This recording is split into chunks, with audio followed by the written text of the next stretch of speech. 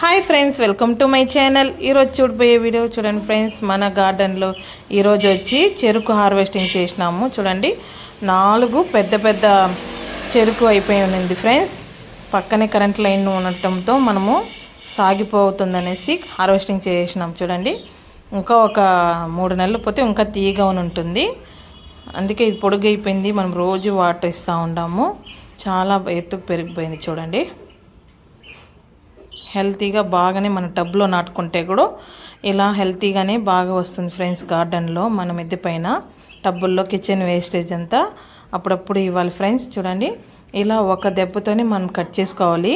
అప్పుడే పక్కనంతా కూడా మొలుస్తుందన్నమాట. చూడండి, ఇప్పుడు ఒక 3 ఉన్నాయి. Medium size 3 వదిలేసినాము. మనం వినాయక చవితికి మొక్కేటప్పుడు మన గార్డెన్ నుంచి చెరుకు పెడితే చాలా చాలా సంతోషంగా ఉంటుంది మనకు కూడా. చూడండి, ఇప్పుడు ఈ మట్టి అంతా ఇలా తోసేసినామంటే పక్కనే ఒక మొలుస్తాయి అన్నమాట. ఇంకా చూడండి ఫ్రెండ్స్, మన గార్డెన్ నుంచి ఇలా అప్పుడప్పుడు మనకి ఎప్పుడు చెరుకు తినాలనిపిస్తే ఇలా ఫ్రెష్గా మన మిద్దె పైన నుంచి కట్ చేసి తినొచ్చు. మీరు కూడా ఇలా వీలైనంత వరకు ఆకుకూరలు, కూరగాయలు ఏదైనా కిచెన్ వేస్టేజ్ యూజ్ చేసి మీరు పెట్టుకోండి ఫ్రెండ్స్ గార్డెన్. చూడండి, ఇప్పుడు మనం దీన్ని చిన్న చిన్న పీసెస్గా ఈ పైన ఉండే ఆకులంతా, ఎండిపోయిన ఆకులంతా తీసేసి కట్ చేసుకుందాము. ఈరోజు నేను మా అబ్బాయితో కట్ చేయించాను ఫ్రెండ్స్. చూడండి, వాడికి నేర్పిస్తామనేసి. ఇప్పుడు చూడండి, ఈడ మేము స్టెప్స్ కూడా లేదు, ఈయన కింద నుంచి ఇలా దాటాలన్నమాట. గార్డెన్ ఇంట్రెస్ట్తోనే ఆర్గానిక్గా మన ఇంట్లో ఉంటే పిల్లలకి లంచ్ బాక్స్ కూడా ఏదైనా 1-2 ఆకుకూరలు, కాయగూరలు దొరుకుతాయనేసి ఇలా సెట్ చేసుకున్నాము ఆర్గానిక్గా.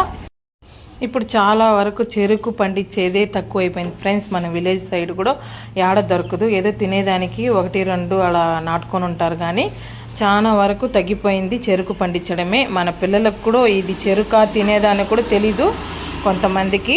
చూడండి, చెరుకు అంటే ఇలా వస్తుంది, ఆకులు ఎట్టుంటాయని కూడా తెలీదు. ఇలా మనం మిద్దె పైన ఇలా నాటుకుంటే ఏ చెట్టు అనేసి కూడా వాళ్ళకి తెలుస్తాయన్నమాట ఫ్రెండ్స్. చూడండి, ఇన్ని వచ్చినాయి.